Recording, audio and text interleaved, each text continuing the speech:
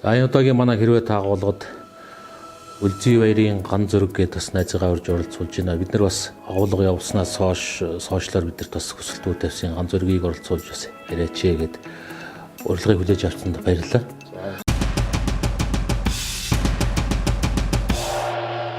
Өөрөөс чинь асуух гэж байгаа нь болохоор ер нь бол өөрөө их олон талын чиглэлээр байр суурь олон нийтэд хуваалцаад явдаг ч гэсэн миний хувьд болохоор банк санхүүгийн чиглэл талаас нь илүү харж байна л да. Тэгэхээр ган зөргийн хувьд хэрвээ та Монголын банк санхүүгийн салбарт томоохон зүйл хийх боломж олдлоо гэд ботход энэ юу хийх вэ, юу хийх ёстой гэж боддог вэ гэдэг талаар санаа бодлоо хуваалцаач гэж урьж байгаа.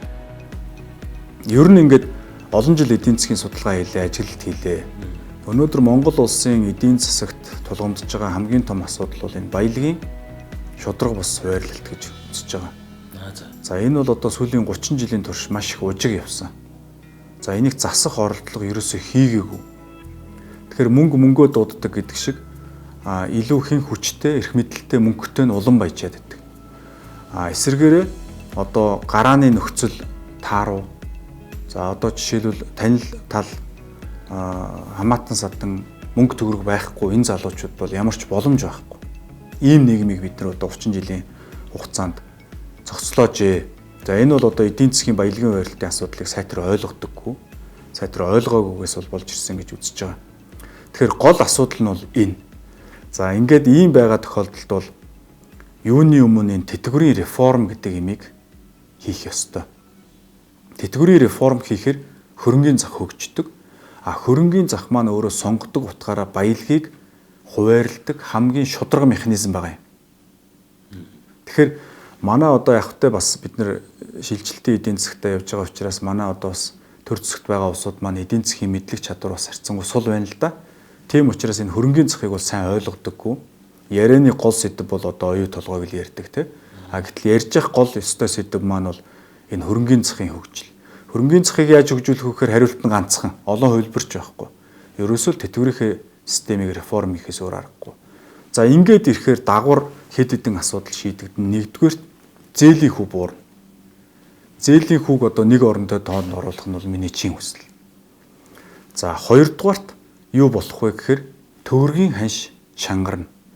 Тэгэхээр Монголын одоо энэ төрөөс гаргаж байгаа үндэсний мөнгөнд тэмдэх төгрөг гэдэг юмны үн ханш тасралтгүй суларч иргэд маань төгрөгтөө итгэхээ болж одоо доллар гэдэг харийн валютад илүү итгэл хүлээлгэж байгаа бол өөрөө үндэсний эдийн засгийн аюулгүй байдал алдагдсны шууд шинж тэмдэг мөн.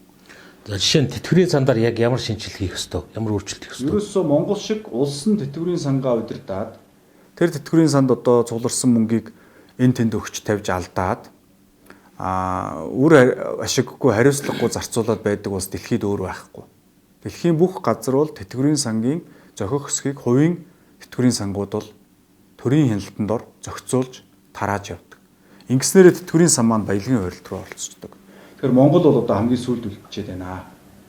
Яаралтай хэрэгтэй. Энэ бол хувийн тэтгэврийн тогтолцоог бий болгох.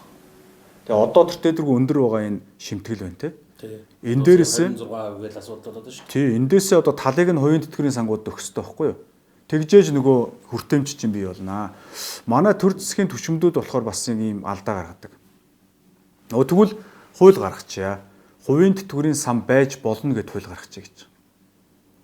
Ингэснээр хувийн тэтгэврийн сан байгуулагдахгүй. Яагаад вэ гэхээр тэртээ тэргүй иргэд хүн амын орлогын албан татварт 10%. Нэмэгдсэн өртгийн татварт 10%. За тэгэд хотын татвар гээд 1-2% тий. За бүх юм импортын байгаа учраас гайлын татварт аль хэдийн 10% төлчихөж байгаа. Ингээд дахиад нийгмийн даатгалд 26% төлж байгаа. Ингээд бодохоор Монгол хүн бол одоо бараг цалингийнхаа 60% нь 60 орчим хувийг нь татвар нэрээр улсад төлж байна. За жишээ нь саяны тэр хөрөнгийн зах хөгжөөд ингэснээр зээлийн хүү бодит нөлөө үзүүлнэ гэж бодож байгаа юм шүү дээ. Зээлийн хүү яг одоо ингээд сая бид нар бас нэг жоохон судалгаа хүмүүсээс ингээд шийдлийн санал гэдэг ингээд авахд ерөөсөө тэр асуудлын гол нь ерөөсөө монголчуудад тулгарч байгаа асуудлын гол нь зээлийн хүү.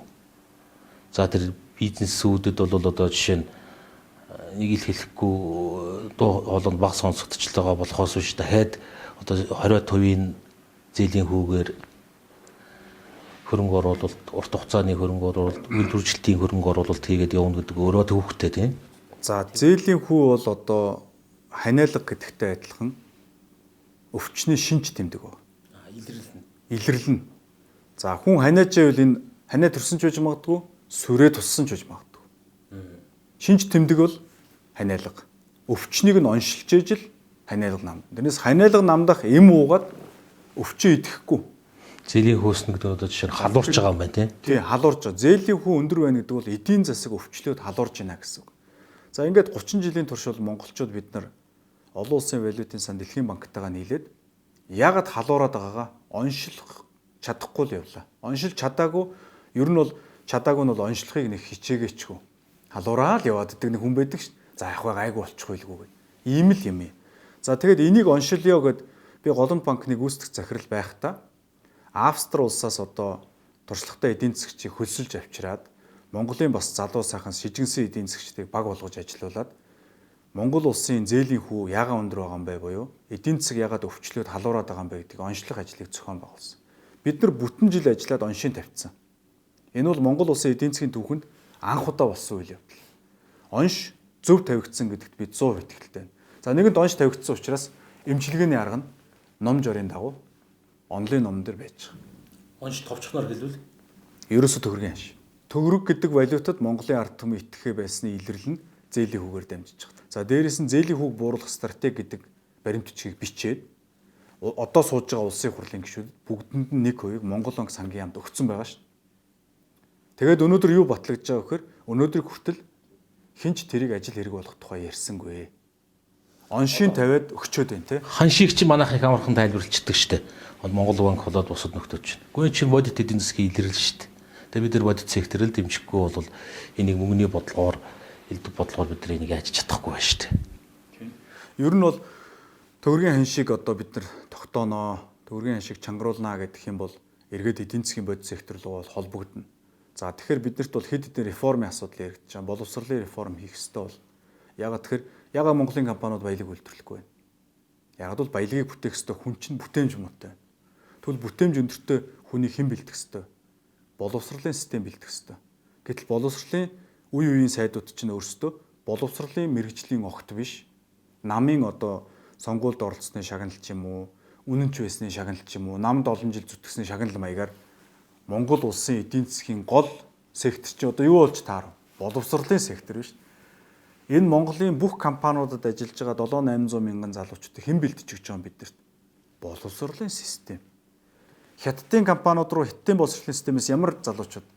Оросынхоос, Америкийнхаас гээд ингээд харьцуулах юм бол манайх бол тэр доор 100, 120, 130 IT хэмэл оюун ухаан элдвэдэд юм ярьж байгаа манайхаас гарч байгаа боловсрол мэрэгжилтэнгүүд бол одоо би банкны гүйцэтгэх захирал байхад ерөөсөө ингээд харилцагчтай ингээд инээмсэглээд дотн одоо харьцуулдаг болох ажил хийгээ сууж байгаа шүү дээ. Гэтэл тэр чинь айл 4, 5, 6, 7 наснд хийгдсэн байх ёстой боловсрол. Хүнтэй ингээд аятайхан харилцах одоо чадвар, харилцааны чадварыг 22 настай хүнд заана гэдэг чинь өөрөө компаниуд дээр одоо компаниудын хийх ёстой ажил мөн үү жишээлбэл те. Компаниуд бол яг хөтэ мэрэгжлийн жоохон агсан шатны юм заана л үз.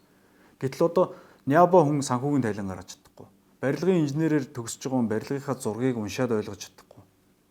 Ингиж төгсөж байгаа тохиолдолд бол ингээл бүтэхгүй л бол. Тэгэхээр бүх асуудал ингээд углуургаараа холбогдно. Тэгээ миний үзэж байгаа нэг 7-оос 8 реформыг зэрэг хийх ёстой. Тэтгэврийн реформ, боловсролын реформ, эрх зүйн реформ. За эрх зүйн реформ дээр одоо хоёулаа ярил л та. Өнөөдөр Монголд хэрэг үүсгүүл шалгуулаагүй тим компанийн захирал ер нь үлдвүү. Тэгэхээр эндээс надад ийм сонир дүгнэлт орж байна. Нэг бол Монголын бүх компанийн захирлууд лойрчд юм байна. Тийм ээ? Бүгдийн тэгвэл шоронд нь явуулаад компаниудын татан буулгаад дараагийн одоо игнэний ихнийг оруулж ирээ. А нэг бол энэ компаниудыг дарамталдаг. Одоо энэ компаниудаас яадгийн одоо авилгал өхөөсөөр нөхцөл байдлыг бий болгодог ийм төрийн улс төрийн ч юм уу ийм бузар сонирхол явж байна. Тэгэхээр ийм нөхцөлд компаниуд яаж баялаг бүтээх вэ? тий одоо түрүү өөрөө чи хэлдэг яг ажил хийж байгаа иргэн хүн одоо үндсэндээ 26 одоо энэ Хүүхэн амын орлогын албан татвар давхар төлж байгаа татваруудыг тооцохоор 60-70% татврын ачаалт. Компаниуд ч дахиад дээр нөгөө банкны хөвөлдөв юм уу тооцвол бараг 100% ачаалт ажиллаж байгаа шүү дээ. Гэтэл яг үнэндээ тэгж ажиллаад амьд үлдэх компани гэж үнэндээ бас байхгүй. Тэгэхээр чи нөгөө талд нь одоо бас тэгэл тодорхой хэмжээний далд эдийн засаг бодтойроо Монгол эдийн засагт байгаад байгаа. Эдгээр чинь дефакто яг бүгдээрээ хуулийн эмх хэрэгтэн болчих гээд шүү дээ. Тий одоо авилгал гэдэг чинь бизнесээс төрд өгж байгаа юмыг авилгал гэж нэрлэж байгаа шүү дээ. Тэгээ Монголд одоо авилгалдаа идэгдлээ гэж. Тэгэхээр авилгалыг өгч байгаа хүн дуртай өгөх үү? Ингийн логик асуудал. Хин ч авилгал өгөх дуртай байхгүй. За тэгвэл авилгал их байна гэдэг чинь асуудал хаана байгааг харуулж байгаа. Төр. За тэгвэл төр чинь бизнесүүдийг боодог хаадаг байх нь. Боож хааж байгаа учраас авилгал өгөхөөс өөр аргагүй нөхцөл байдал ордог байх нь тийм ээ. За тэгвэл бизнес чинь юу хийдэг энэ улсад? Баялагийг бүтээдэг. Баялаг бүтээгчээ төр нь бооцсон байхад төгрөгийн ханш чанга байх тухай асуудал ярих уу? Гэх мэтлээ ингээд төгрөгийн ханшиг чанга байх тухай асуудал ярихдаар бид суурьаар нь бүр 7-8 реформ хийн. Ирэх зүй Авилгал руу хүртэл орж байгаа. цаа бүх юм руу л орж штэ. Тий. За тэгээ өнөөдрийн агуулгад оролцож урилгыг хүлээж авсан онцодоо бас баярлалаа. Тэгээ ганцоогийн ярьсныг ерөнхийдөө одоо би эргээд одоо тэмдэглэснээ харахад ерөнхийдөө маш их тийм цогц асуудал ярьж байна. Хэдийгээр банк санхүүгийн зах зээл 1-р, 2-р, 3-р нь гэж ярьж байгаа ч гэсэн дандаа нэгнээсээ ургаж гарсан эргээд ингээд өгнөд эндээс харахад за энэ тэтгэврийн сангийн шинжилгээ хийх ёстой. Энэ нөрөө хөрөнгөний зах зээлийгээ тэтгэн. Хөрөнгөний зах зээл хөгжснөөр энэ зээлийн хөө гэдэг асуудалд нөлөөлнө. Энэ бүгд чинь уг суурь нь мөнгөний ханшин дээр очих гэдэг. За ингээд энэ бүгдийг ингээд нийтээр нь харуул энэ чинь иргэдийн 3 сая иргэдийн ажиллаж амьдарч байгаа энэ орлогын хуваарлалт гэдэг зүйл рүү очих гэдэг. За энийг дахиад томоороо яриул боловсрол эрхцүү гэдэг олон зүйл рүү холбогдож байна.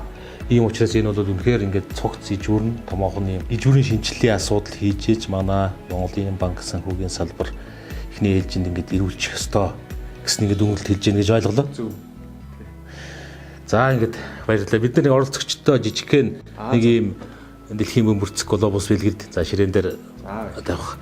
Тэгээд өөрийн чинь сая битээр бас нөгөө танаа хажуугийн өрөөнд дэлхийн санхүүгийн музейг үзлээ. Үнэхээр анхны тэр жижигхэн хөрөл зоосоос эхлээд дижитал төдөр тооцооны хэрэгсэл тэгээд сүүлд нь одоо цахим мөнгө хүртэл ингээд энэ бүх түүхийг л сая бараг цаг 30 минут орчин болон үнэхээр сонирхолтой. Тэр ийм бүгд чи одоо яг энэ глобустаар байгаа энэ дэлхийн энэ бүхий л цэгүүд за тэр тусмаа саяны хэлж байгаагаар бол хойд Европ, Хятад, Араб энд бол яг тэр саяны мөнгөний төрхүүд бас нэлээ их төлөрсөн харагдаж штэ. Тэгээд санаа бодлоо сайхан хуваалцсан. Өрчмөрлөө. За их баярлалаа амжилт хүсье. За ажилтнаа амжилт хүсье.